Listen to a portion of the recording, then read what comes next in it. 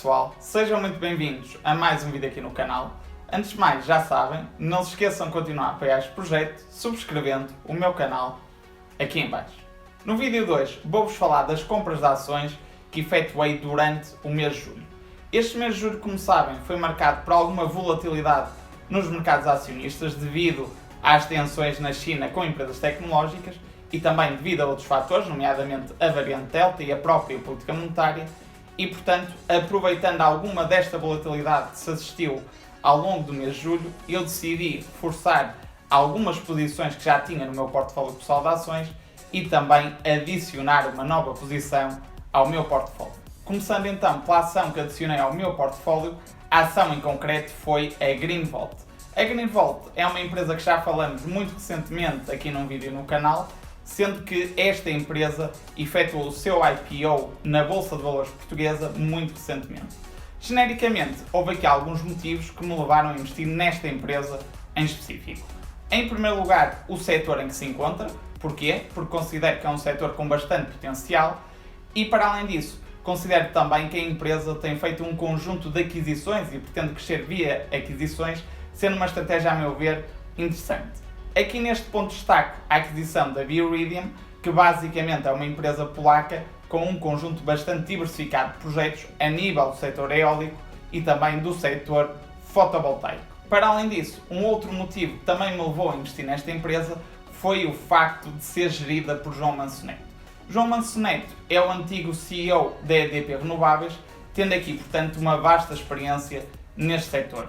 Ou seja, com João Manso Neto na liderança desta empresa e tendo em conta os contactos que aparentemente João Manso Neto terá, decorrente da experiência que teve na EDP Renováveis, acredito que a empresa também poderá crescer bastante por esta via. Dar nota também que muito recentemente saíram os resultados da Greenvolt relativamente ao segundo trimestre de 2021, sendo que em termos de resultado líquido verificou-se uma quebra bastante significativa face ao mesmo período do ano passado. No entanto, é de destacar que houve aqui custos significativos com a aquisição de uma participação, no caso de uma empresa no Reino Unido, a Tilbury, que basicamente tem uma central de energia da biomassa, e para além disso, também houve aqui alguns custos relacionados com a paragem para manutenção de algumas centrais de biomassa em Portugal. Portanto, posto isto, e considerando também que a empresa apresentou um novo pipeline adicional de projetos na área solar e eólica, genericamente considero que esta empresa tem bastante potencial e acredito bastante nela numa perspectiva de longo prazo. A segunda ação que adquiri durante este mês de julho foi a Bohu. A Bohu era uma empresa que eu já tinha adquirido durante o ano passado, há cerca de um ano, na sequência de algumas notícias relacionadas com o incumprimento de normas laborais no Reino Unido. Esta empresa é uma empresa que atua no segmento de comércio online e, portanto, eu considero também que é um setor com bastante potencial. Para conhecer mais sobre esta empresa que se encontra cotada na Bolsa de Londres, vamos desde já para a minha tela para conhecer mais em concreto as marcas que esta empresa comercializa e também conhecer em maior pormenor os números desta empresa. Não percam! Já estamos então aqui na minha tela para conhecer um pouco mais em pormenor o negócio da Bohu e qual tem sido a evolução dos números em termos financeiros ao longo dos últimos tempos. Começando então aqui pela parte do negócio, tal como eu referi há pouco, a Bohu é uma empresa inglesa que se dedica ao comércio online na área da moda, nomeadamente ao nível das roupas, tendo atualmente sob a sua alçada 11 marcas, como podemos ver aqui nesta apresentação, sendo que de destacar aqui uma marca, uma cadeia de lojas com bastante tradição no Reino Unido, a Debenhams, que era uma empresa que se encontrava numa situação financeira muito difícil e a Bohu decidiu adquirir esta cadeia de lojas, passando-as essencialmente para o online. Falando então aqui de alguns indicadores financeiros da empresa, temos aqui um trading update que a Bohu revelou muito recentemente, com dados relativamente à performance da empresa no primeiro trimestre de 2021. De notar aqui que o ano contabilístico da Bohu é diferente do ano civil, ou seja, a Bohu apresenta contas compreendidas entre, aqui no caso, 1 de março de 2021 e 28 de fevereiro de 2022, correspondendo ao ano contabilístico da empresa. Relativamente ao primeiro trimestre de 2021 da empresa, entre 1 de março e 31 de maio, a empresa revelou aqui qual foi a performance das suas vendas, sendo que no geral apresentou um crescimento face ao mesmo trimestre do ano anterior de cerca de 32%, com um grande crescimento naquilo que são os seus principais mercados, o Reino Unido, que é o principal mercado da empresa, que registrou um crescimento de cerca de 50%, e os Estados Unidos, que é o segundo maior mercado da empresa, que registrou um crescimento de cerca de 43%. Falando aqui de seguida daquilo que são as estimativas dos analistas para o crescimento da empresa nos próximos anos, as perspectivas de facto são animadoras e, como podemos ver, é esperado que neste ano contabilístico que está a decorrer, que fecha em 28 de fevereiro de 2022, as receitas da empresa subam cerca de 28,8% face ao ano anterior, o que é muito significativo, e para o ano seguinte é esperado também um crescimento na casa dos 24,7%.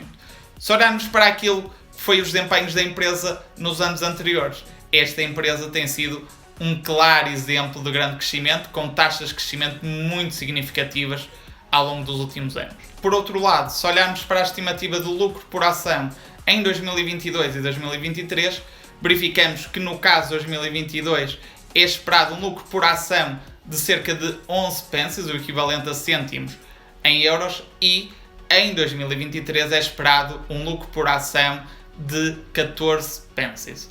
Atualmente, a cotação da ação é de cerca de 2,69 libras. É importante também aqui olharmos para alguns indicadores de natureza fundamental, sendo que eu vou destacar aqui o Price to Earnings em termos forward, e aqui pode ser interessante olharmos para aquilo que tem sido a performance histórica deste indicador ao longo dos últimos anos. Se nós colocarmos aqui a evolução do Price to Earnings nos últimos 5 anos, verificamos que atualmente aquilo que é a cotação da empresa parece, ao nível deste indicador, estar muito descontado face àquilo que são os seus indicadores históricos. Como podemos ver, a média dos últimos 5 anos para este indicador foi de cerca de 49 vezes e atualmente é de cerca de 24 vezes, o que é significativamente mais baixo do que a média histórica. Finalmente, dar nota também daquilo que são as recomendações dos analistas para esta ação. E aqui o que podemos ver é que, genericamente, temos atualmente 5 recomendações de compra e 3 para manter, e o preço médio-alvo dos analistas é de cerca de 4,02 libras, o que significa, face à cotação atual, um potencial de upside superior a 50%. Finalmente, a terceira ação que adquiri durante o mês de julho foi a Delta Airlines, que é uma das maiores companhias aéreas dos Estados Unidos.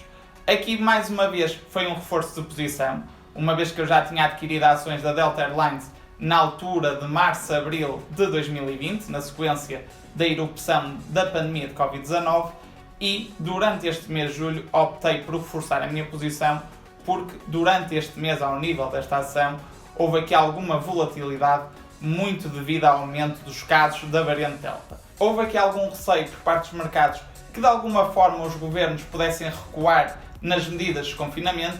No entanto, parece-me que o caminho neste momento não é esse, pelo menos nos países mais desenvolvidos, e para além disso, muito recentemente saíram também resultados relativos ao Q2 por parte da Delta Airlines, que a meu ver trazem aqui algumas perspectivas positivas.